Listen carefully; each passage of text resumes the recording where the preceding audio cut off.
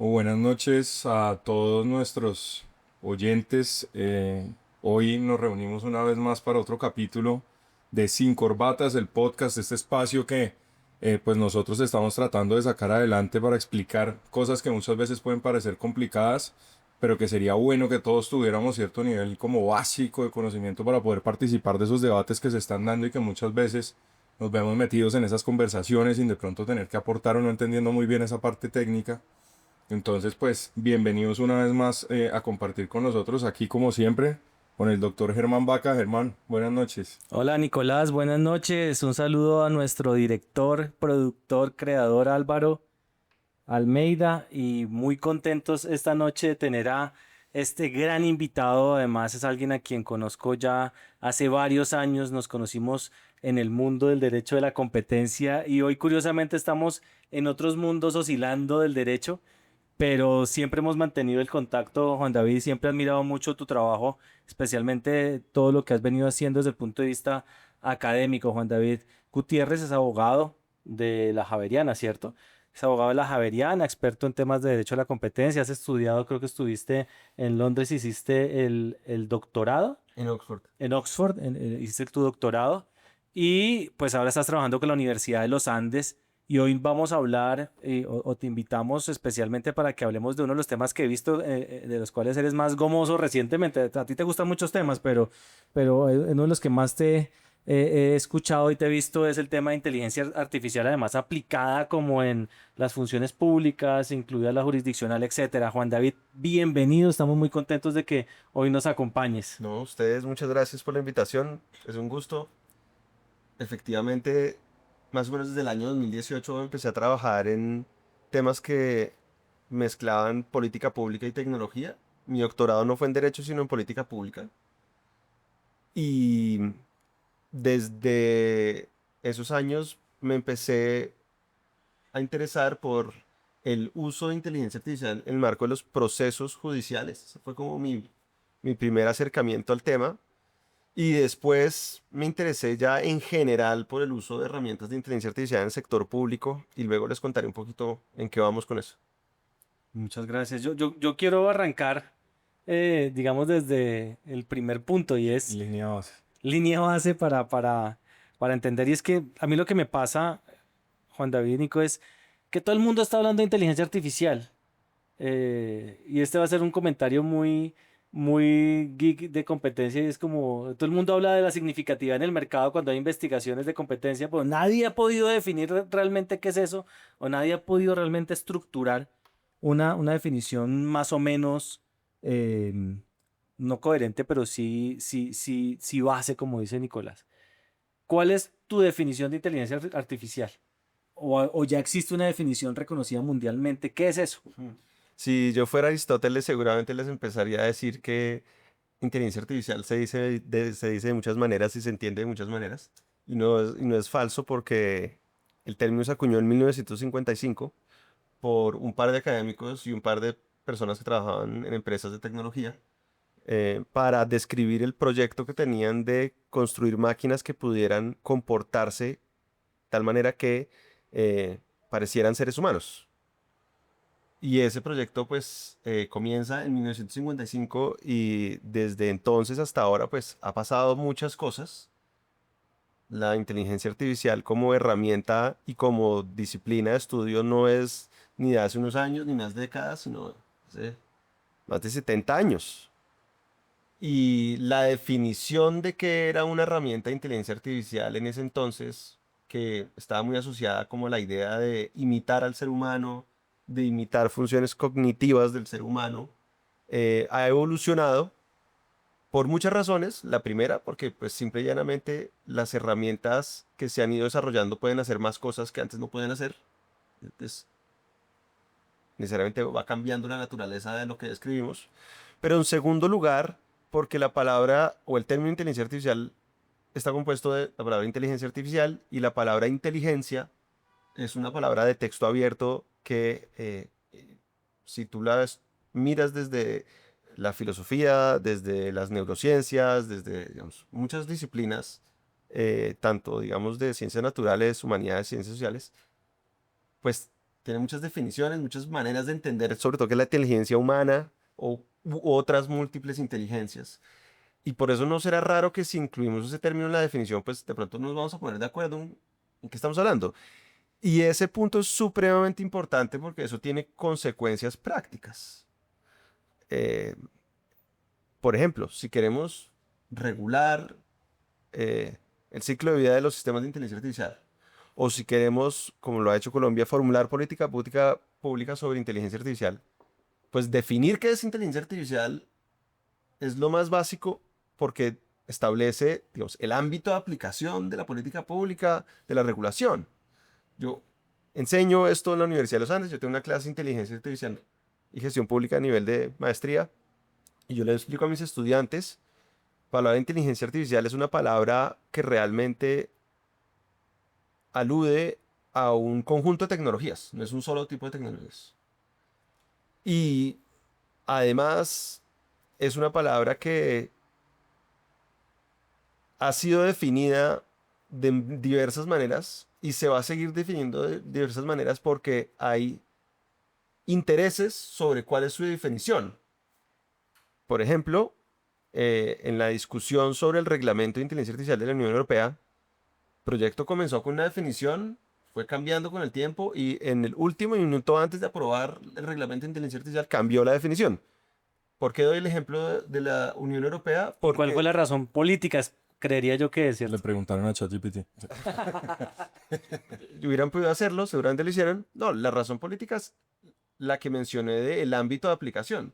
La ley está definiendo unos derechos, unas obligaciones, y la manera como tú definas el conjunto de herramientas que cabe en esa ley, pues a esas le aplican las obligaciones. Y las empresas desarrolladoras, por ejemplo, decían, no, la definición no puede ser tan amplia porque si no usted me va a cubrir una serie de tecnologías que no tienen por qué estar reguladas. Y las organizaciones de la sociedad civil decían, pero tampoco me la puede definir tan estrecha porque entonces me va a dejar por fuera muchas tecnologías que en lo que a nosotros respecta son importantes desde el punto de vista público por sus efectos, tanto positivos como negativos. Entonces hay una lucha por definir qué quiere decir este término. Y eso tiene más consecuencias. Yo daba el ejemplo de la política pública de regulación, pero en el ámbito público hay muchos otros efectos. O sea, cuando tú y yo discutimos sobre qué nos parece la política pública en Colombia o la ley, proyecto de ley de inteligencia artificial, pues si no nos ponemos de acuerdo de si estamos hablando de la misma cosa, va a ser muy difícil que lleguemos a un acuerdo, a un consenso, va a ser difícil que sigamos adelante.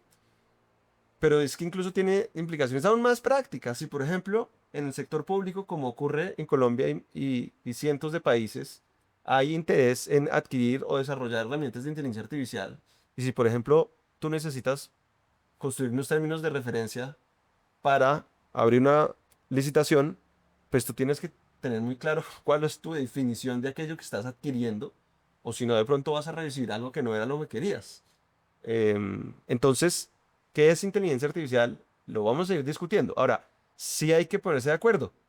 Entonces yo, por ejemplo, yo trato de decir, bueno, pongámonos de acuerdo en una definición y luego vemos si pensamos en otra, pero para el público que nos está escuchando, cuando yo hablo de un sistema de inteligencia artificial, me estoy refiriendo a un sistema computacional que tiene algún grado de autonomía para cumplir un objetivo o resolver un problema previamente definido por seres humanos y que para el cumplimiento de ese fin puede realizar funciones que se asemejan a las funciones de un ser humano en términos cognitivos como de reconocer, clasificar, tratar de predecir, optimizar y bueno, muchas funciones que uno le atribuiría a un ser humano y que se puede realizar con estas herramientas.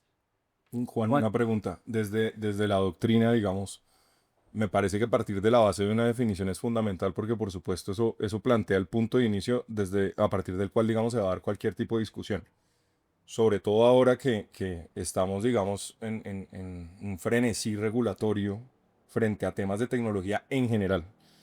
Pero hay un fenómeno muy particular respecto a la inteligencia artificial y es que en estos momentos, si no estoy mal, están caminando 23 proyectos de ley en el Congreso de la República para regular la inteligencia artificial o temas relativos a la inteligencia artificial. La pregunta es la siguiente.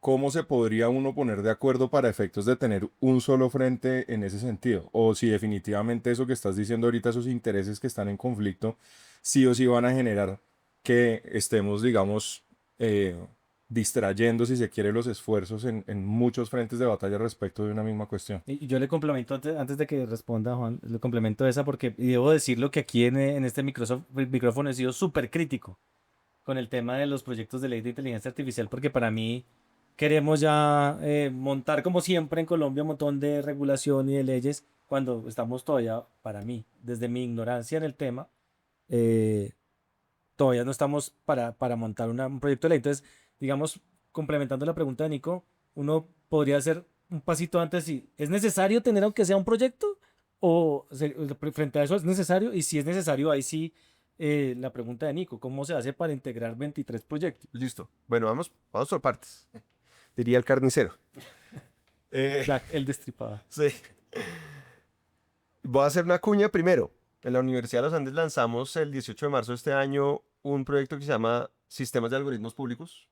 Y hay una página web que pueden acceder simplemente entrando a sistemaspúblicos.tech, T-E-C-H. Y ahí van a encontrar varias bases de datos en una interfaz muy amigable además. Una de ellas es una base de datos sobre regulación de inteligencia artificial en América Latina y el Caribe, en donde identificamos 400 instrumentos regulatorios en diversos países y territorios. Colombia, efectivamente, en este momento tiene 23 instrumentos en trámite, porque hay más Y que... se sacó DNP hace poco. Bueno, pero el documento COMPES no es una norma, No, no es es una política como- pública no vinculante. Digamos, es que el documento COMPES es parte de un entramado que no excluye que haya regulación. La regulación es un instrumento de política pública precisamente para cumplir con los objetivos de política pública. Y ese punto es muy importante porque a veces la gente no distingue entre política pública e instrumentos de política pública como la ley. Entonces, efectivamente, hay 23 proyectos de ley en nuestra base de datos que utilizan, en la cual identificamos que se utiliza la palabra inteligencia artificial, pero de los cuales hay 11 que son centralmente sobre inteligencia artificial. Es decir, el nombre es algo con inteligencia artificial y, digamos, el objetivo central tiene que ver con algo relacionado con el ciclo de vida de los sistemas de inteligencia artificial. Entonces, yo muchas veces he dicho que es muy difícil para el legislador poder dar una discusión en tantos frentes simultáneos, tratando de dar como debates que son muy parecidos. Yo hago la analogía con el ancho de la banda. No le da el ancho de banda para tener tantos proyectos sobre la misma vaina. Y era muy loable el esfuerzo que quiso hacer el propio Congreso de la República creando comisiones ad hoc, pues digamos comisiones que primero se crearon en el Senado, luego en Cámara, luego una bicameral, que son accidentales, que buscaban precisamente explorar la potencial unificación de proyectos de ley para tratar de que el debate fuera más organizado. Y por eso luego el gobierno se animó a presentar a través del Ministerio de Ciencias un proyecto de ley. Pero en este momento que estamos hablando, no se sabe cuáles proyectos se van a unificar ni cuáles se van a retirar. En este momento no tenemos certeza. De hecho, porque para el que no conozca el trámite legislativo, hay un problema práctico y es que la ley quinta establece que uno no puede unificar los proyectos o acumularlos para ser más técnicos cuando ya hay proyectos que se han sido presentados en debate para primera ponencia. Y es que en Colombia hay varios de estos proyectos que le mencionamos que incluso ya fueron aprobados en primera o en segundo debate. Entonces esos no pueden ser acumulados con el nuevo proyecto. Entonces la única opción sería retirarlos. Y para retirarlos, el autor tiene que retirarlo con autorización de la comisión respectiva porque ya se les dio un primer debate o un segundo debate. Entonces, no está tan fácil acumular la cosa. Pero además hay proyectos, es más, la mayoría de los proyectos de ley que hay no son de la coalición de gobierno. Entonces, a mí me preguntan, yo identifico uno de la coalición de gobierno que es justo el que no ha tenido... Pero ahí sabemos que por ese lado no les iría muy bien Exacto. por las últimas No, y de hecho, decisiones. sí, bueno, hay unos que además yo identifico que yo digo, ese congresista seguro no va a retirar su proyecto de ley, porque además va muy avanzado, tiene una manera diferente de abordar el asunto. Entonces, sí, es verdad que es muy difícil. Ahora, no somos el peor país. En Brasil hay 120. ¿Qué? ¿120 proyectos? Sí. Y ahí están en la base de datos para que busquen. Ahora, es verdad también que en Brasil hay un proyecto que ha ido más avanzado, que ya surtió primero y segundo debate y que fue un proyecto muy organizado y tal. Sí, y usted es- quejándose, Nicolás. Exactamente. Entonces, yo casi siempre termino diciendo, todo podría ser peor, tranquilos. Se necesita un proyecto. Sí, ya, Ah, déjeme. ok, es que yo sí digo. Usted dijo ¿para como qué Jack el meterse al Destripador que vamos Pero por ¿por qué partes. así? Bueno, ya me Entonces, explico. entonces yo sí creo que se necesita un poquito racionalizar el debate, pero al mismo tiempo yo reconozco que en democracia uno sabe que entra, pero se tiene que atener a que no sabe que sale. ¿De acuerdo? Porque es legítimo que las empresas tengan unos intereses, es legítimo que las organizaciones de la sociedad civil presenten otros intereses, y aquí estamos para discutir y ver cómo llegamos a un acuerdo. La democracia es cómo vivimos juntos siendo tan diferentes. Entonces, respetemos la diferencia y tratemos de llegar a un acuerdo, ¿verdad? Pero salto de tu pregunta, que es muy importante, a la de Germán, y es la de, ¿y para qué regular? Y entonces ahí vuelvo y hago otra cuña. Entonces, la Universidad de los Andes los contrataron para escribir un documento sobre las aproximaciones o los enfoques regulatorios de inteligencia artificial a nivel global. Pero la petición que nos hicieron fue, nosotros no queremos un documento académico, nosotros lo que queremos es una guía para congresistas y para sus equipos del mundo que se están haciendo la pregunta de Germán. ¿Se necesita regular? Y si la respuesta fuera sí, ¿cómo? Eso fue un estudio comisionado por UNESCO. Ok. Y el año pasado publiqué el borrador del reporte en septiembre del año pasado, no, en agosto del año pasado. Y UNESCO lo que hizo fue abrirlo a consulta pública. Y recibimos comentarios de más de 100 personas y organizaciones de más de 40 países del mundo sobre el documento que preparamos, que fue un documento que buscaba además mapear los diferentes enfoques a partir de los proyectos de ley que había en todo el mundo. Para además no llegar a sobresimplificaciones de en Estados Unidos desregulan, en Europa es una regulación basada en derechos humanos o basada en riesgo, y en China entonces es una regulación como de comando y control, como por traducir mal la expresión command and control. Pues nosotros tratamos de decir, oiga, pues la verdad es que cuando uno revisa toda esta cantidad de proyectos del mundo, se da cuenta que el panorama es mucho más complejo. En el documento identificamos 9 diferentes aproximaciones a cómo regular, bajo el entendido que esas aproximaciones son como modulares, es decir, un proyecto de ley o varios proyectos de ley pueden agregar diferentes componentes y luego les puedo explicar eso, pues yo creo que primero hay que ser justos con tu pregunta. En ese informe nosotros preguntamos 4 preguntas. ¿Qué regular? Que es lo que empezamos a hablar hoy. Ujú. ¿Por qué regular? ¿Cuándo regular? ¿Y cómo regular? Entonces vamos en la segunda. ¿Por qué regular? Yo a eso le voy a dar primero le voy a dar una respuesta que la daría respecto de cualquier regulación. Finalmente la regulación es, el Estado usa su poder y por lo tanto hay que tener mucho cuidado. No puede regular por regular. La idea no es ser los primeros en regular, lo que necesitamos es buena regulación, ¿verdad? Y la buena regulación parte de tener una buena respuesta del por qué. Ujú. Y yo creo que hay 3 porqués en abstracto. Luego los concretamos. 3 porqués. Resolver un problema público, proteger derechos fundamentales y alcanzar un futuro deseable. Fíjense que los primeros 2 suenan como que en negativo, como decir, hay un rollo y debemos resolverlo. Sí. Y el tercero es mucho más como de, no, esto es una oportunidad que queremos aprovechar.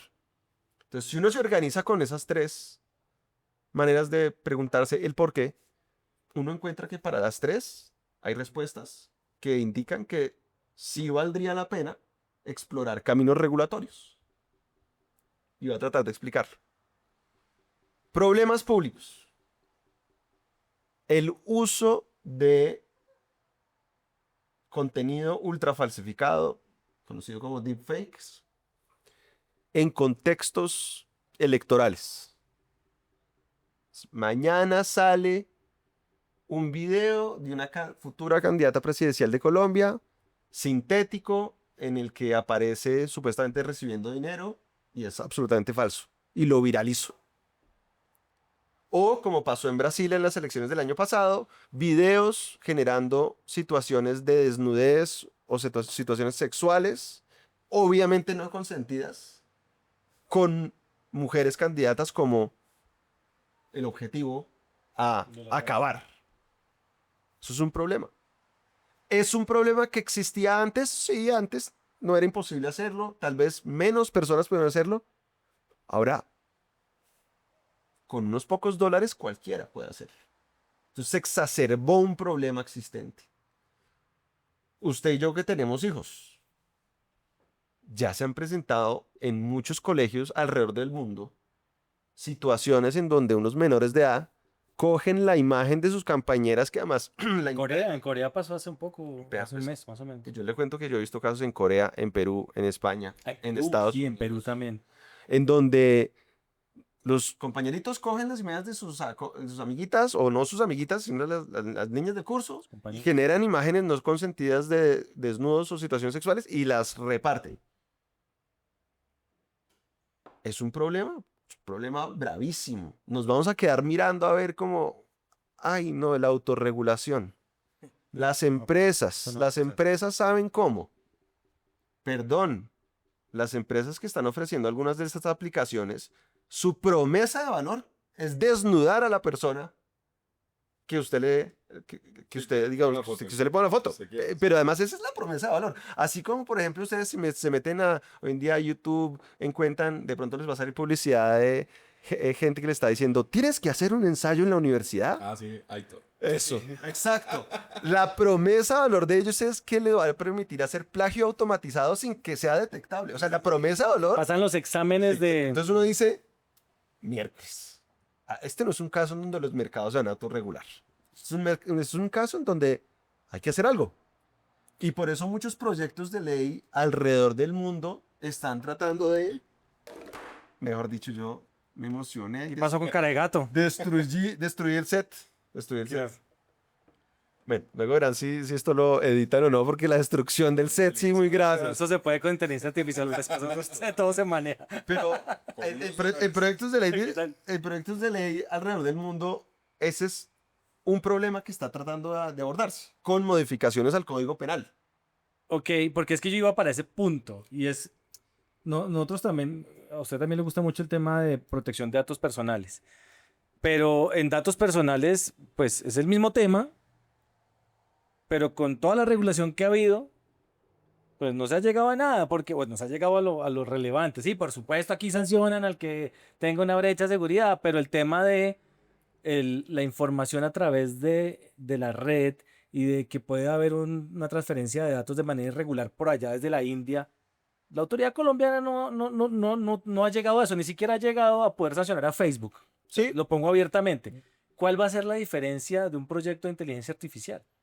¿Cuál es el objetivo? ¿O cuál podría ser el toque distinto que le podría meter en una regulación de inteligencia artificial? No hay toque distinto todo el resto de las leyes, porque es que las leyes sin capacidad de implementación no sirven de nada. O sea, el poder simbólico de la ley pues tiene una limitación. Yo, por ejemplo, pues no violo la ley, no solo porque de pronto me sancionan, sino porque yo tengo como un respeto a la ley como atravesado en mi manera de ser. Y es un poder simbólico que tiene la ley.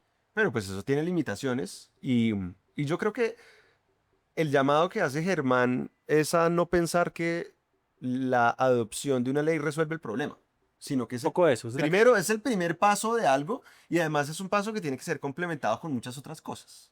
Muchas, o sea, déjeme hacer un paréntesis que no me preguntaron, pero yo quiero decir, y es, el Estado tiene una relación multifacética con las tecnologías.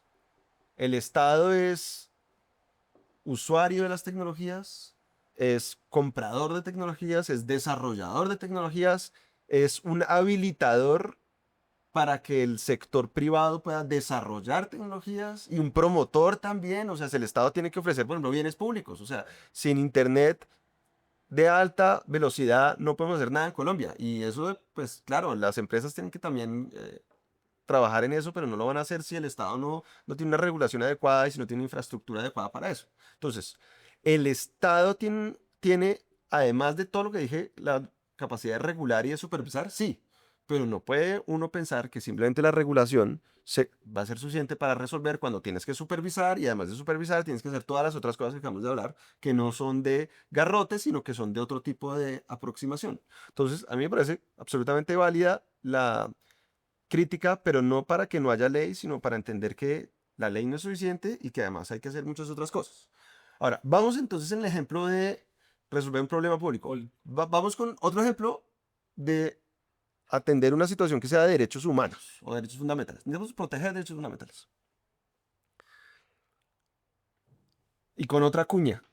Ustedes me están dejando hacer todo tipo de publicidad gratis. Eso, pues, obvio. De eso se trata. En la Universidad de los Andes, en este proyecto de sistemas de algoritmos públicos, otra de nuestras bases de datos es la de documentar sistemas de inteligencia artificial usados por entidades públicas de América Latina y el Caribe. En este momento tenemos casi 800 sistemas mapeados en más de 20 países. Colombia es uno de los países en América Latina que más ha adoptado herramientas de inteligencia artificial en todo tipo de sectores. Tanto en la rama ejecutiva como en la rama judicial, tanto a nivel nacional como a nivel subnacional. Y en principio mi respuesta sería, pues qué bueno, ojalá todas esas herramientas puedan hacer que el Estado pueda cumplir con sus deberes de manera más eficiente, más efectiva, más equitativa. Bienvenido sea. Ahora, toda tecnología puede tener efectos positivos y efectos negativos. Ya sea pensemos en los negativos en este momento, porque la herramienta sea defectuosa o porque el que la tenía que usar no la usó bien. Bueno, hay tantas razones por las cuales la tecnología puede fallar. Entonces, uno no puede asumir que la adopción de una tecnología per se va a ser buena o va a producir buenos efectos. Entonces, ¿a dónde voy con el tema de derechos fundamentales? Hay un derecho humano reconocido en tratados internacionales que es el derecho a conocer la información pública. Y que, Sí. y que en la Constitución de Colombia se manifiesta en, por ejemplo, el derecho de petición, pero no únicamente, es en general. Desde el comienzo de la Constitución dice que los colombianos tenemos derecho a saber sobre la actividad estatal que pueda afectar nuestras vidas y que por supuesto no esté sujeta a reserva. Y luego tenemos una ley que desarrolla la ley de acceso a información pública y transparencia y que desarrolla el Estado qué tiene que informar y cómo y qué no. No es todo. Entonces, aquí hay un tema y es que el Estado está usando un montón de herramientas y muchas veces las personas no sabemos y muchas veces esas herramientas tienen unas implicaciones que no necesariamente son positivas, a veces pueden ser negativas. Y la verdad es que nosotros tenemos derecho a saber cosas básicas como, quiero saber si usted está usando una herramienta de inteligencia artificial para decidir cosas tan importantes como quién tiene derecho en Colombia a acceder a determinados programas sociales.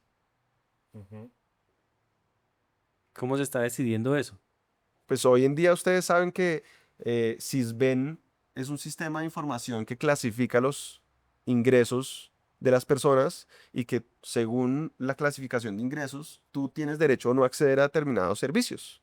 Y hoy en día se utiliza un algoritmo que es secreto y que automatiza la tarea de clasificar a las personas según ese nivel. Entonces, el día de mañana hay una clasificación equivocada, incluso por razones humanas. Imaginemos que ese sistema está alimentado a punta de información que introducen personas y puede que haya pasado algo mal en el proceso y al final el sistema arroja un resultado que imaginemos es injusto, que no es le correspondería.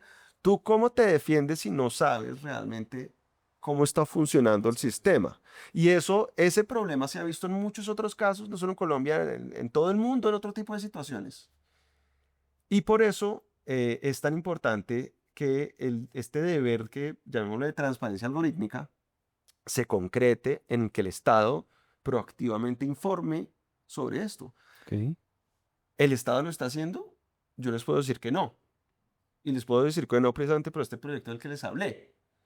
En Colombia, O sea, sí se están utilizando herramientas de inteligencia artificial que no se les está dando que no necesariamente se a les está conocer a informando, los... no, Ok. o no se le está informando completamente, digamos, el Estado colombiano es muy generoso para decir cuando va a lanzar un proyecto y para decir que está explorando nuevas tecnologías, y es muy parquito para contarnos cuánto costó y cuáles son los resultados y qué se logró, o qué implicaciones tiene para las personas. Ahí sí ya no informa tanto. Para darles una anécdota de la diferencia entre tener y no tener regulación.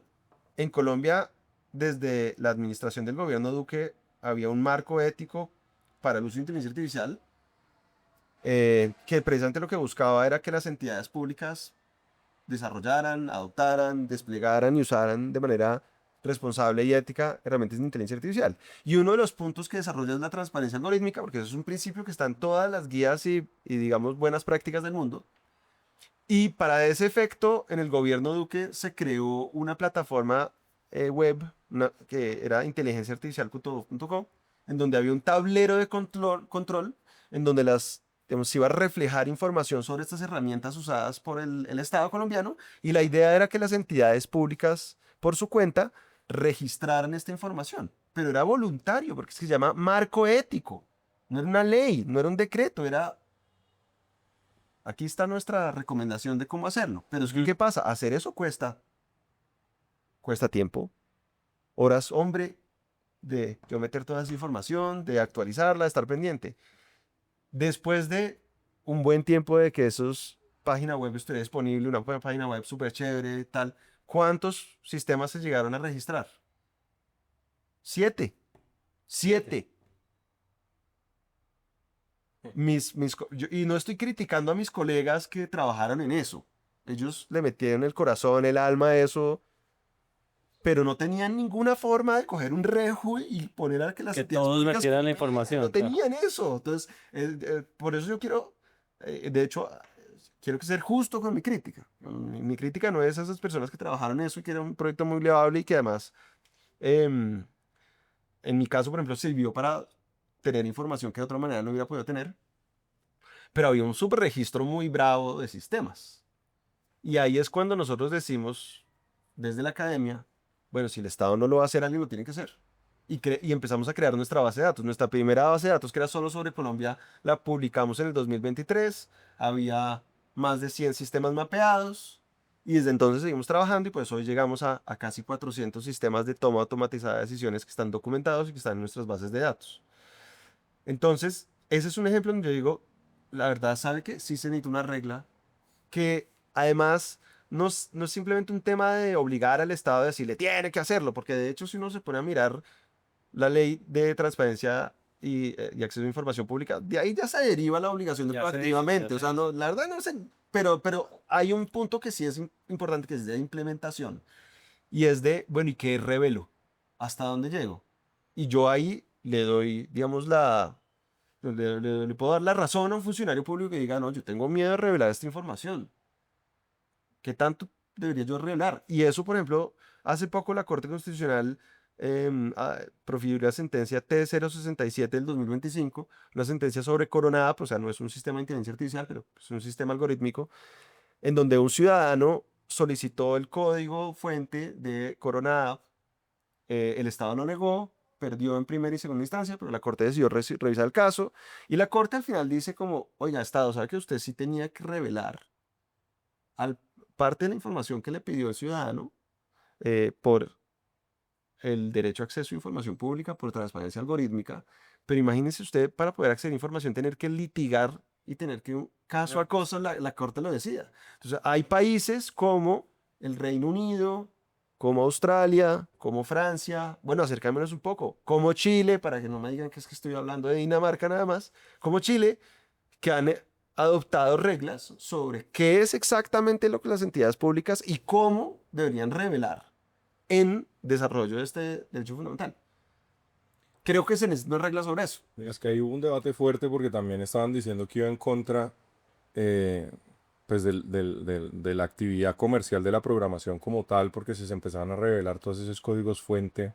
Entonces prácticamente pues el trabajo de muchos programadores pues quedaba ahí como al garete, como sí, o sea, pues obviamente hubo mucha resistencia también de otras partes y tiene algo de sentido, pero si nosotros hacemos ese ejercicio de ponderación que tal vez adelantó la Corte, como que si nos vamos para el interés general, ¿hasta dónde podemos llegar? O sea, si es necesario Y entregar tanto. yo creo que hay una discusión bien interesante. Yo lo primero que tengo que explicar sobre transparencia algorítmica es que transparencia algorítmica no es solo abrir el código fuente.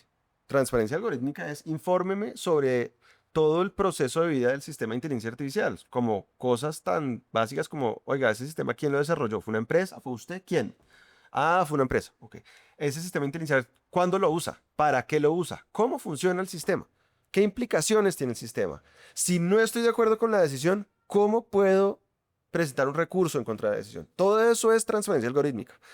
Yo creo que el código fuente, casi que para usar un término de derecho penal, la última ratio. El código fuente le sirve a muy pocas personas. Eh, Juan David, hay un paréntesis en este punto porque tenemos una, una Sí. usuaria seguidora que es mi tía Zoraida. Entonces mi tía Zoraida siempre me regaña porque cuando hablamos de tema de tecnología a veces no entiende los temas. Usted nos puede explicar de manera muy breve, yo sé que no es tan breve, pero cuando usted habla de algoritmo y cuando habla de que a veces el sistema algorítmico no es inteligencia artificial y cuando habla de código fuente, esos tres conceptos nos puede decir como para mi tía Zoraida, ¿qué son? sí. Bueno, un algoritmo es un conjunto de instrucciones para resolver un problema o lograr un objetivo. O sea que usted un algoritmo lo puede escribir a mano. Ok, Un algoritmo puede ser pasos para hacer el pie de limón de la tía Zoraida. Paso 1, paso 2. Si A, entonces B. Si C, entonces D. Y hace un árbol de decisión de si no lo encontré. hace un algoritmo a mi hijo para que haga la tarea. Exacto. Si hace la tarea, tal cosa. Si no hace la tarea, Entonces es tal un otra. algoritmo. Hasta ahí, Listo, sencillo. ¿Verdad? listo. El código, ya estamos hablando de cuando ese algoritmo se escribe en un lenguaje computacional que el computador, digamos, que es la manera como el ser humano digamos, se comunica con el computador para darle órdenes. Y hay muchos lenguajes computacionales. Entonces el código es literalmente la manera como yo le doy instrucciones a un sistema computacional para que haga o no haga algo. Ok. Entonces, algoritmo y código. ¿Y cuál es? Ah, que si eso no es inteligencia artificial. Entonces, nos devolveríamos un poquito como a la definición, pero Pero, hay sistemas computacionales que automatizan, pero que lo hacen sin autonomía, ok, ya. ¿cierto? Cuando es con algún grado de autonomía, es inteligencia artificial. Cuando no es con autonomía, es un sistema computacional que es automatizado, pero que no es inteligencia artificial. Perfecto. Listo. Bien, buenísima. Gracias a la tía Zoraida por ser un oyente. Estoy pendiente del pay de limón, ¿no? Ya, por supuesto. Por favor. Bueno, entonces, eh, el debate jurídico fue muy interesante porque el Estado lo que decía era, primero, Coronada fue desarrollado por una empresa y esa empresa suscribió con nosotros acuerdos de confidencialidad y hay unos derechos de propiedad intelectual que proteger, pero además yo estoy preocupado por la ciberseguridad de que se exponga el sistema por cuenta libre del código. Y en tercer lugar, este sí era un poquito absurdo, perdón, me preocupa el derecho de protección de datos personales. No le están pidiendo ninguna base de datos de personas, están pidiéndole un Ok. código computacional. Entonces eso como, ese fue ser fácil de decir, no, chao, ese no. Ese no es un tema. Hablemos de los otros. Entonces, claro, para proteger la propiedad intelectual, el código no puede ser liberado a cualquiera o a todos. Como miren, ahora acá está el código. No, pues la regla era déselo a quien se lo pidió y establezca unas reglas esa persona le pidió de cómo puede usarlo y de cómo no puede compartirlo y de cómo es la cosa para, pues digamos, para cumplir con la finalidad, pero sin irse más allá. Eh, y en ese sentido, pues digamos que era un debate jurídico interesante y que además se ha replicado en muchas otras partes. O sea, este debate ya ha ocurrido en muchos otros lugares por las mismas razones. Y como ustedes decían, hay que hacer una ponderación, hay que hacer una ponderación y no hay que irse en ningún extremo. Es posible cumplir con las finalidades de las diferentes Esta leyes. pregunta es sesgada, y tengo que decirlo abiertamente, es sesgada por una posición que yo tengo. Pero toda esa información que se recolectaría, por ejemplo, en esta herramienta que usted está mencionando, de que se pueda enviar información de los diferentes sistemas del gobierno, bueno, la que nos estaba explicando, pues ¿para qué va a servir? ¿Y por qué digo que es sesgada? Porque cuando yo me voy a el Registro Nacional de Bases de Datos, yo soy de los que digo, para mí, que es una herramienta que es anacrónica desde el punto de vista de protección de datos personales, aunque yo sé que hay quienes la defienden. Pero, ¿qué hace? ¿Para qué sería o para qué serviría tener ese montón de información en un sistema de supervisión inteligente? ¿O qué se buscaría con eso? Bueno, el año pasado yo publiqué un reporte junto con Sara Muñoz Cadena en el marco del Global Partnership on AI sobre transparencia algorítmica alrededor del mundo, en particular sobre repositorios de algoritmos, que es lo que hemos estado discutiendo, lugares en donde yo centralmente puedo enterarme el estado que está haciendo. Y encontramos más de 80 repositorios alrededor del mundo, la mayoría estaban en nuestro continente y en Europa. Ok. Em, y digamos, la idea es que cualquier persona pueda consultarlos desde un ciudadano de a pie, pero también un periodista, pero también un abogado, pero también una organización de la sociedad civil, pero también O sea, transparencia. Esa es la... sí, que digamos, pero hay una crítica que creo que es válida y es, no piense que esto resuelve el problema de que las personas sepan que hay un sistema que está siendo usado y que puede afectarlas, porque ¿por qué la tía Zoraida va a querer meterse al Claro, ese es mi punto. O sea, repositorio, verdad? Está y el perfecto. costo de hacerlo, ¿no? Y por eso, por ejemplo, en Países Bajos estaban explorando un proyecto que me pareció muy interesante el gobierno y era de que yo pudiera entrar a una página de el gobierno, poner, digamos, primero autenticar mi personalidad para que no cualquiera pueda entrar, pero autenticar que yo soy yo y buscar en ese instante en que yo consulto qué sistemas algorítmicos del Estado en este momento se estaban usando en relación a mi persona. Para tener una información que ya no es en abstracto, sino no, es que a usted le estamos pasando este y este. Que tiene Y más se- sentido. Ahí, y ahí se va sí, estilando un poquito la cosa. pero no lo han lanzado. Y por algo será. Y, y es muy interesante. Y se puede hacer porque me lo mostraron, se puede hacer, pero no lo han lanzado. Hay que preguntarse por qué. Em, de hecho, yo en ese informe yo también decía, bueno, de pronto hay que buscar otras maneras de informarle a las personas eso. Entonces, por ejemplo, cuando ustedes van a entrar a una página web y les avisan en su aviso de privacidad, oiga, sepa que vamos a recoger esto, esto y esto. Pues de pronto, cuando yo hago un trámite digital o cuando yo estoy en trámite, imaginemos que yo esté solicitando un subsidio, pues que me salga una pantalla, una ventanita que diga, oiga, sepa que este subsidio se lo vamos a definir usando este Pero sistema. ahí volvemos, eso es como un sí a todo, ¿no? Que es más o menos lo que... Pero no es en este caso no es de aceptación, en este caso es de entérese. Información. Usted entérese. Yo no, ahí no es de autorizar. Pero para acceder al subsidio, yo sé que mi información va a quedar y va a ser utilizada de X o Y forma. Sí, ese no es el problema. Digamos, sin la información no puede funcionar el sistema y usted tendrá que autorizar el uso de la información. Además, en el sector público es más sencillo porque la ley X81 dice que es para, Que si es para las cumplir funciones públicas, se puede. pues no necesita la autorización siempre y cuando se cumpla con la finalidad que corresponde. Sí, sí. Pero venga, déjeme hablar del caso Corona App. Eso quería que... Porque de pronto ustedes me dicen, pero qué exageración. Bueno, pues yo les cuento que, por ejemplo, en otros países como en El Salvador, hicieron algo muy parecido. ¿Cómo era el caso Corona? El caso Coronap es un caso en donde el ciudadano está preocupado de a dónde van los datos personales sensibles sobre el estado de su salud cuando los entrega a través de la plataforma, a quién le llega y eso a quién se lo está repartiendo el Estado. O sea, ellos tenían la preocupación de esto no se está quedando en el Ministerio de Salud o no está quedando en las entidades de salud pública correspondientes, sino que tengo la sospecha de que el Estado se las está pasando a otras partes y efectivamente con el código fuente podría verificarse hacia dónde están mandando los datos. Entonces, la verdad es que hay un antecedente latinoamericano sobre eso. En El Salvador hubo una organización que hizo exactamente lo mismo, solicitó el código fuente, el gobierno fue un poquito más cándido porque se lo fue entregando y a través del análisis del código fuente se dieron cuenta que efectivamente el Estado salvadoreño estaba pasándole los datos a todo tipo de organizaciones que no tenían nada que ver con las organizaciones de salud pública. Entonces, es muy curioso porque esa persona en Colombia, el peticionario, pues es el hoy superintendente delegado de protección de datos personales. Ah, ok. Sí, claro. Y es muy interesante porque en el lanzamiento de nuestro proyecto de sistemas de algoritmos públicos, y por ahí está el video en YouTube, pues nosotros tuvimos dos paneles. Uno de los paneles era sobre transparencia algorítmica.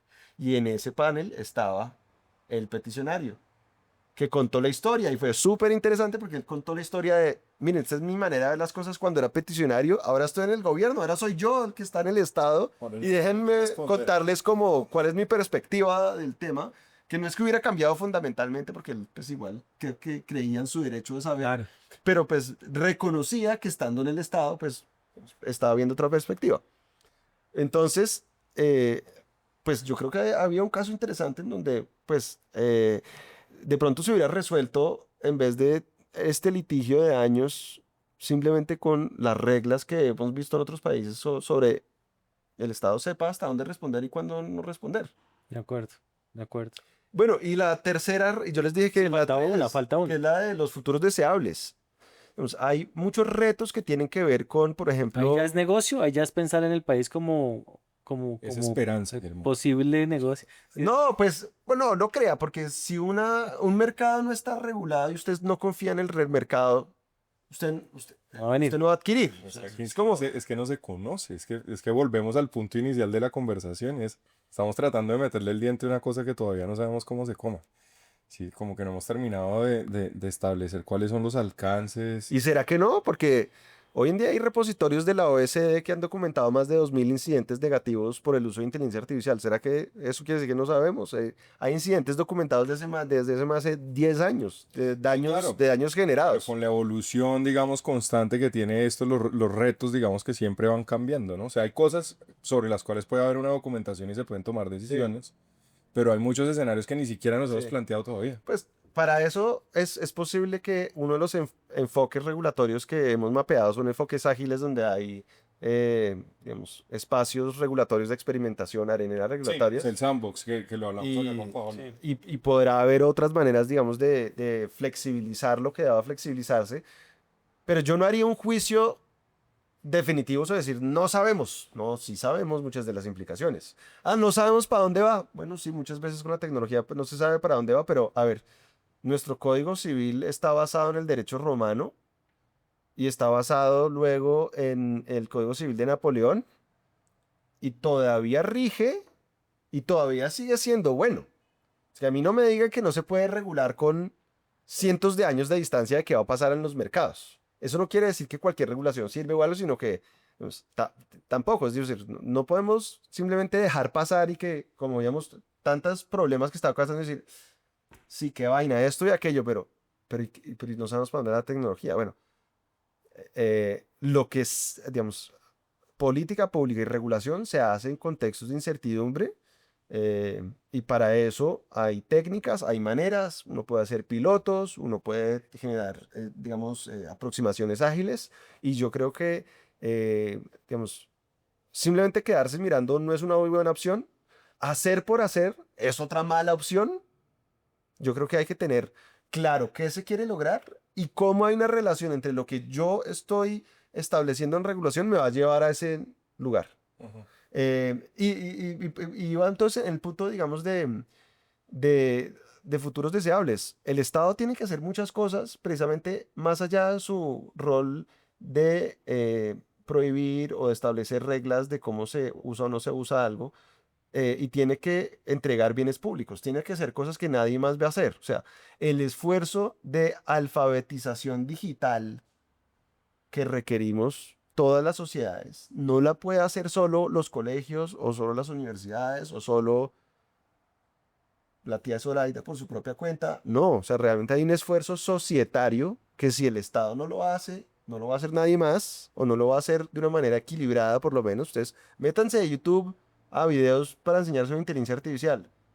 ¿Cuántos de esos, además de explicar cómo funciona la herramienta, explican cuáles son los riesgos o cuáles son los límites? Muy pocos. Mm. Muy pocos entran en las consideraciones éticas. Todos los que quieren vender un producto van a centrarse en lo bueno y es su legítimo interés de hacerlo, pero para eso es que necesitamos complementar el mercado y el Estado. Entonces, algunos proyectos de ley establecen cosas básicas como, oiga, Ministerio de Educación, formule una política pública sobre alfabetización digital. A veces es triste, pero muchas veces el Estado no lo hace, sino hay una ley que le dice, hágalo. No, Es más, y no se necesita. Yo digo, no se necesita. Pero sí, pero ante la inactividad, pues me parece bien que el Congreso de la República le dé el mensaje, de, hágalo. sí, no, yo por ejemplo, la ley ecuatoriana de protección de datos tiene ese principio de educación, lo meten como un tema fundamental de la aplicación de la protección de datos personales. Educación. Entonces yo creo que sí es fundamental. Sí, entonces, si nosotros entendemos este esfuerzo como un esfuerzo que implica no solo regular, sino también proveer bienes públicos, educar y entrenar, pues es más factible que lleguemos a situaciones en donde cumplamos ese futuro deseable al que queremos llegar y que no que simplemente pensemos que por adoptar una ley resolvimos el mundo y pues ya podemos seguir adelante como si Que es nada. una conducta muy, muy típica de aquí, ¿no? Ya sacamos la ley, entonces ya se solucionó el problema. De acuerdo, o vamos a modificar el articulito de la Constitución y eso no soluciona el problema. de acuerdo. Que eso no, pues no necesariamente nos lleva al punto que queremos llegar. Juan David, qué pena, Nico. A temas como más, yo voy a decir chéveres, de la inteligencia artificial. Los hemos aburrido durante No, no, media hora. chéveres en cuanto a qué, en cuanto a aplicaciones de la inteligencia artificial chéveres. El otro día Sí. estábamos viendo lo que hizo el exministro Pardo Sí. con las Súper grabaciones. chévere. súper Pero usted chévere. hoy también, cuando estábamos tomando el café antes de empezar, nos contó un caso de Estados Unidos que lleva eso chévere a, uy, ¿esto qué es? O sea, ¿hacia dónde vamos? Algo un poco extraño. Esto está como ya extraño, esto suena como raro. ¿Por qué no nos cuenta ese caso? Sí, hay un caso recientemente que ocurrió en Arizona, en Estados Unidos, un proceso penal en donde se estaba juzgando a una persona que había matado en la vía pública con un arma de fuego a, a un hombre. Y en el proceso, las familias, en este tipo de procesos penales, las familias tienen derecho a hacer una, digamos, una testificación, pero como desde el punto de vista de las víctimas, como esta es mi posición como víctima, ¿cierto? Entonces va el papá, va la mamá, la hermana. Y de hecho, del otro lado también, del victimario también la familia puede llegar a decir, esto fue una excepcionalidad o esto. Bueno, Él no es cada Uno uno. lo cría. Sí. Pero son, sí, son más que como testimonios formalmente, son como deposiciones que vienen a hacer. Entonces, la hermana del señor le estaba costando escribir qué iba a decir, como en nombre de sí mismo y la familia, por el dolor, por todas las razones que pueden ser muy humanas. Y se le ocurrió que a ella le hubiera gustado más bien que su hermano hubiera hablado. Y entonces su esposo cacharreaba un poquito por internet y sabía cómo sintetizar la voz de su hermano difunto, el asesinado, usando pues grabaciones múltiples que debían tener por el uso de Es un poco lo que hizo el exministro. mensajería instantánea, lo que hizo Rafael Pardo, pero acá hay una diferencia muy grande, es que Rafael Pardo consintió y lo quiso. Claro. Acá el difunto no lo consintió, Ahí está. nadie dijo que lo quiso. Y el, el cuñado, es decir, el esposo de la hermana que tenía que presentarse, usó Stable Diffusion, que es una herramienta con la cual se puede generar imágenes y usando una técnica adicional se puede, además, a partir de una imagen generar una persona en movimiento o un objeto en movimiento, bueno, generar, digamos, un video a partir de una imagen. Entonces puso a hablar, por así decirlo, con un avatar a esa persona difunta para que fuera proyectado en pleno proceso judicial. Y lo... El muerto testificó. Sí, él quiso, Es una deposición. eso quiso la hermana.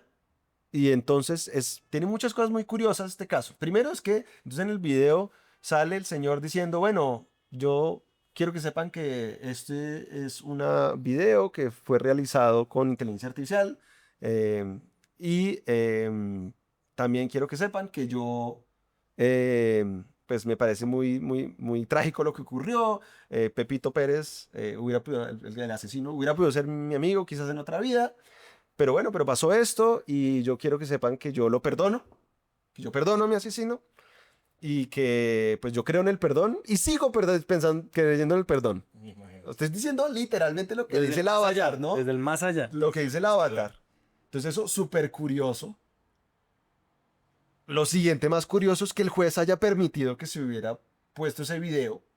Claro. Y la reacción del juez también fue muy curiosa porque en su voz entrecortada, conmovido, literalmente dice, I love that AI. Yo amo esa inteligencia artificial. Esto me encantó.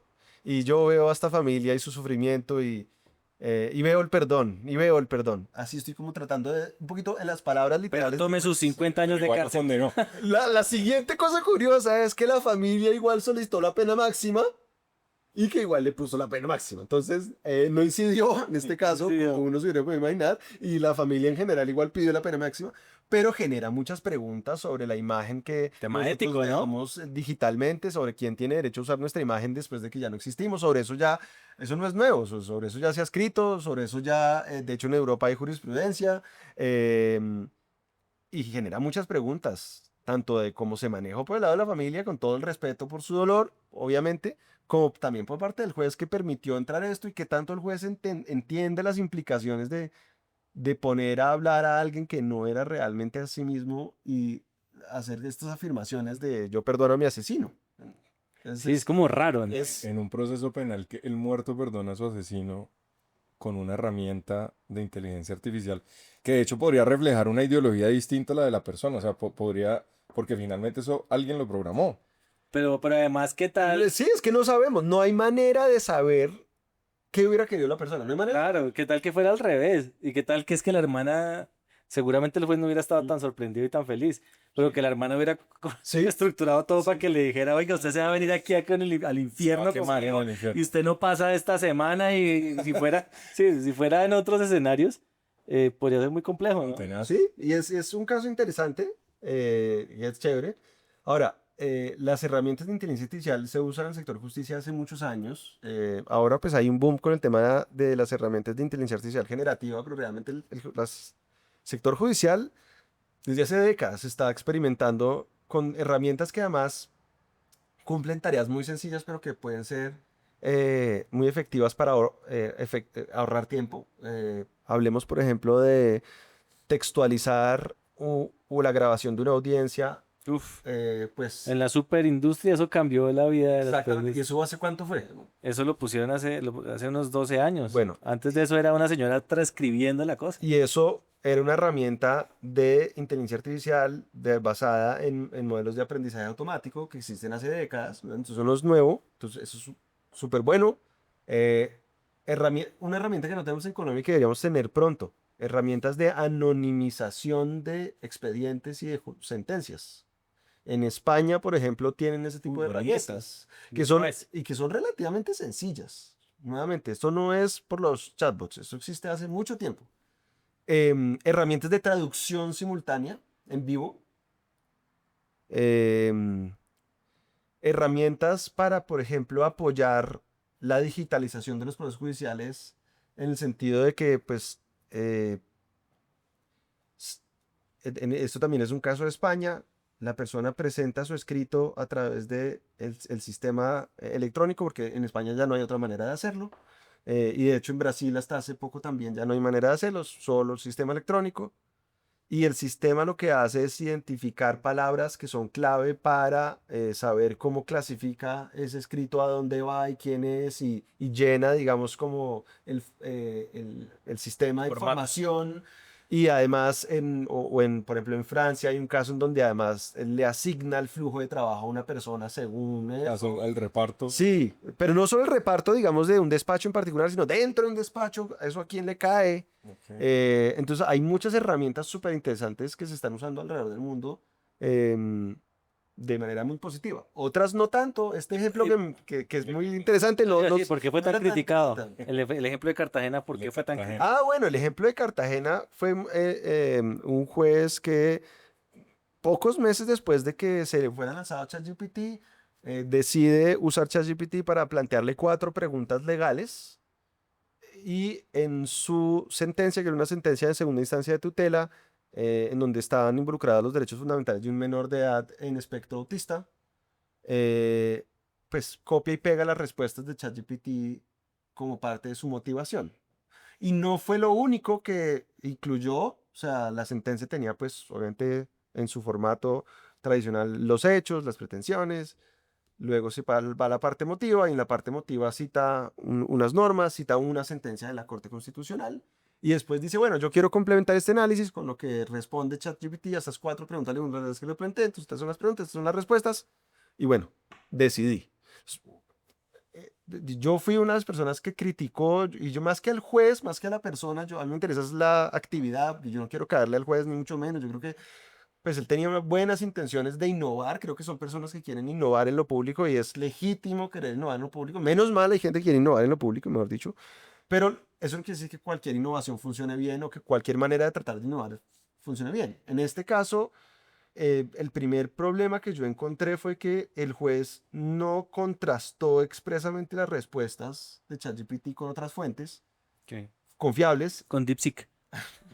No, eh, Además, digamos, yo creo que sí, puede ser que los modelos actuales hayan reducido la probabilidad de respuestas imprecisas, incorrectas o simplemente falsas, pero ningún modelo es infalible. Todos los modelos en algún grado responden impreciso, incorrecto o con información falsa. Entonces, es ineludible que uno tenga que contrastar esas respuestas con fuentes que son fiables. El juez dice que para él eso solo fue algo indicativo y que él falló por su propia cuenta y que eso solo complementaba, pero el juez no hizo algo que fue, si es que lo hizo, transparentar cómo contrastó las respuestas de ChatGPT con fuentes confiables. Ahora, uno lee esas respuestas que son muy generales y hay una que otra imprecisión. Hay unas cosas en las respuestas de ChatGPT que él copió y pegó que no son Está afinado, precisas. claro. No era grave, no era grave, pero eran como pequeñas imprecisiones. En Brasil hubo un caso más extremo de un juez que copió y pegó ChatGPT, respuestas de ChatGPT, y con la mala suerte de que había sentencias citadas que no existían.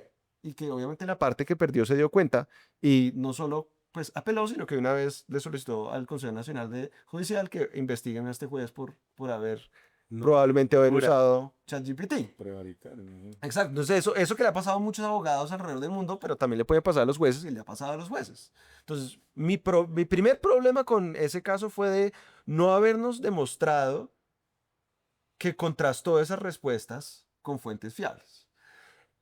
Y la Corte Constitucional conoció el caso con otros elementos que tenían que ver con el debido proceso, con vamos a permitir que sistemas de inteligencia artificial cuyas fuentes de información no conocemos y cuyo funcionamiento conocemos solo parcialmente, vayan a tener incidencia en las decisiones. ¿Qué hace esto en relación al debido proceso? ¿Qué efectos tiene? Y los sistemas de inteligencia artificial pueden tener sesgos en su base de datos con la cual fue entrenada, en el modelo, y por lo tanto los resultados que dé pueden estar sistemáticamente sesgados. Y el lío es que si, más que allá del sistema, es que si uno como ser humano no revisa, si no tiene control sobre lo que salió y simplemente automatiza y ya coge lo que dijo ChatGPT, pues uno entra en el riesgo de que pues puede estar tomando una decisión por razones equivocadas. O el riesgo puede ser que la siguiente pregunta es cuál debe ser la decisión. Es que el tema es ese. ¿Me explico? No, Es que una no cómo cosa, me justifico, sino que sí, qué va a decirle la delegación. claro, pero es que estamos hablando, digamos, ha habido dos ejemplos, uno es mucho más, digamos, ejemplificado, que es desde el punto de vista judicial, decisiones judiciales, ¿cierto? Pero también decisiones administrativas, o sea, la forma en la que la administración decide situaciones frente a sus administrados, a los ciudadanos, pues también se están utilizando este tipo de herramientas y la pregunta es si esas herramientas pueden tomar la decisión o simplemente lo que hacen es apoyar la toma de la decisión, porque en última la decisión pues sí la sigue tomando el funcionario, que es una cosa muy distinta. Sí. Y las dos son importantes, pero son diferentes. Muy Y distintas. la Corte Constitucional lo que dijo en la sentencia T323 del 2024 fue, las máquinas no pueden reemplazar al ser humano juez porque por el principio del juez natural, las personas tenemos derecho a ser juzgadas por un ser humano. Porque en los tratados internacionales, cuando hablan del juez natural, hablan de seres humanos, no de máquinas. Entonces, arrancando por ahí, no se puede. Ahora, después se entra en cuestiones un poquito más densas de debido proceso asociado a cómo funcionan estos sistemas y qué pasaría si simplemente automatizáramos las decisiones o cualquier decisión con eso. Parece que la Corte Constitucional no lo hace, pero mi manera de explicarlo es que la Corte Constitucional estableció una regla sobre en qué ámbitos sí es automatizable con un sistema de inteligencia artificial y en qué ámbitos no. Ok. O por lo menos nos dijo, en el ámbito judicial no se automatizan las tomas de decisión. De pronto en otros ámbitos sí, pero en el ámbito judicial no se hace. Y si lo va a usar, bien pueda, úselo, pero siga estos principios para que el uso sea adecuado. Y entonces, claro, no podemos satanizar la tecnología. En realidad la tecnología no es ni buena ni mala. Las personas sí. Somos los que decidimos qué uso le damos. Y aquí tenemos el tema de las decisiones judiciales, tenemos el tema de discrecionalidad administrativa sobre lo cual se está trabajando muchísimo. De hecho, un profesor colombiano que desde Europa, desde Barcelona, está haciendo, Juan Carlos Covilla, ha trabajado mucho esos temas, profesor del externado.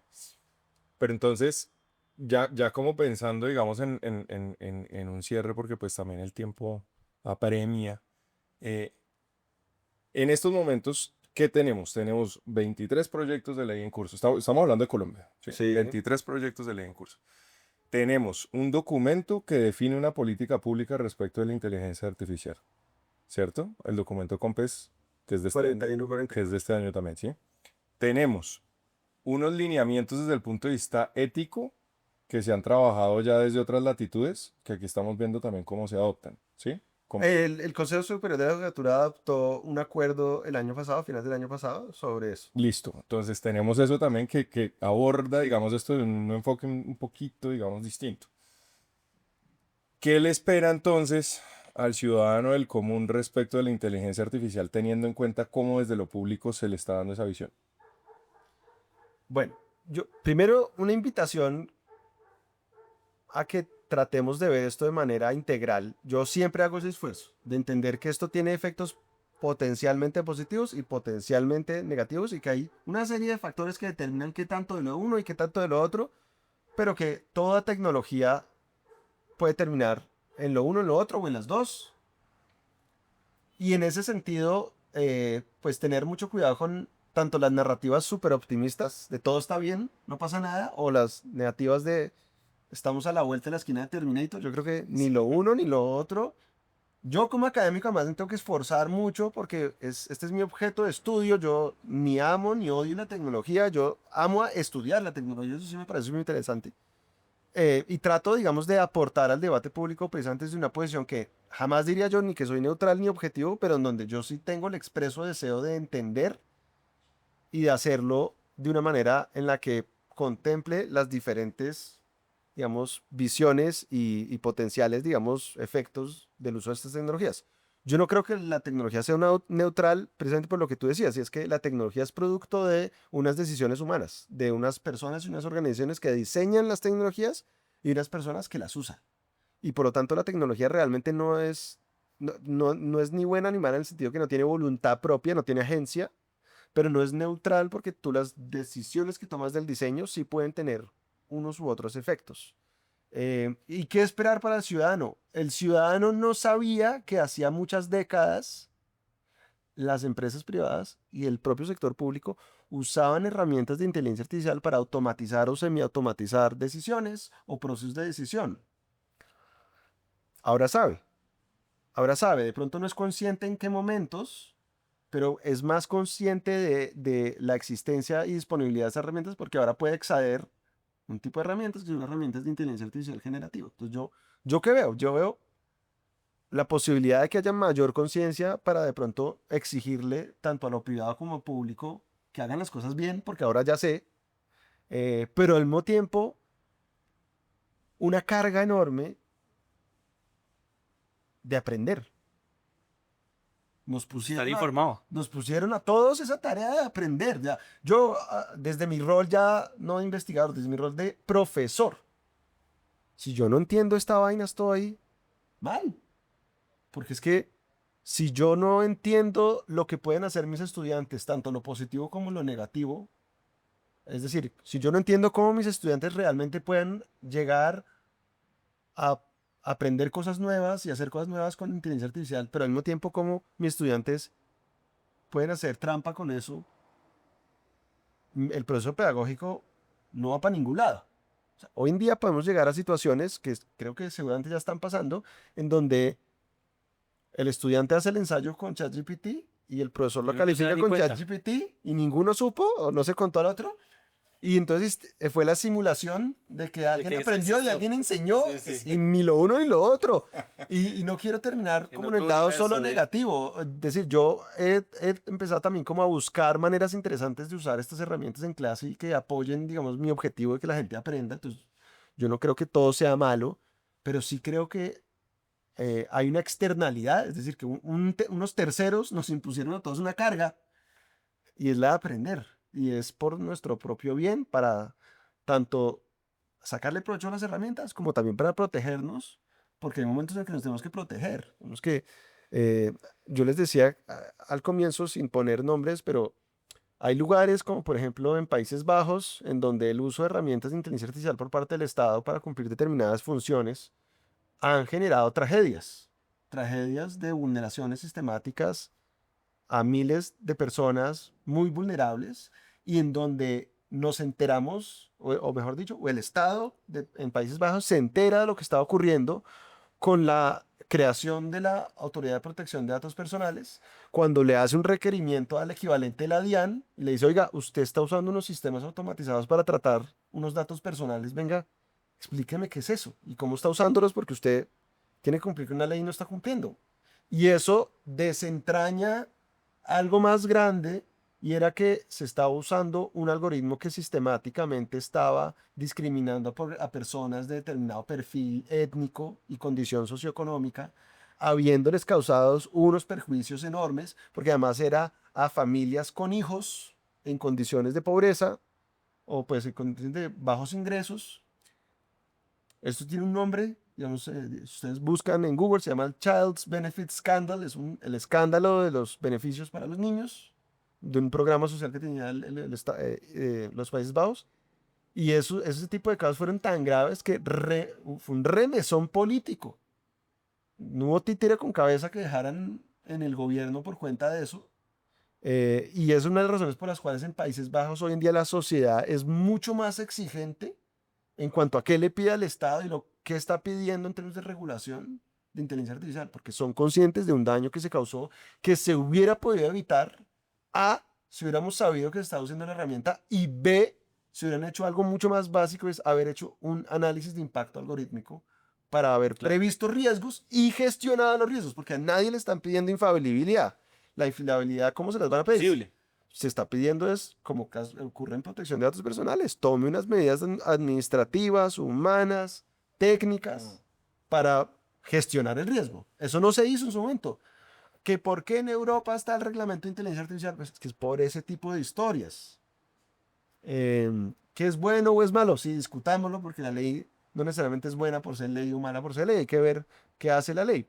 Entonces yo sinceramente espero de parte de los ciudadanos que no son expertos, y yo reivindico mucho la voz del no experto en esto. Yo he aprendido muchas cosas de inteligencia artificial de no expertos, mucho, mucho.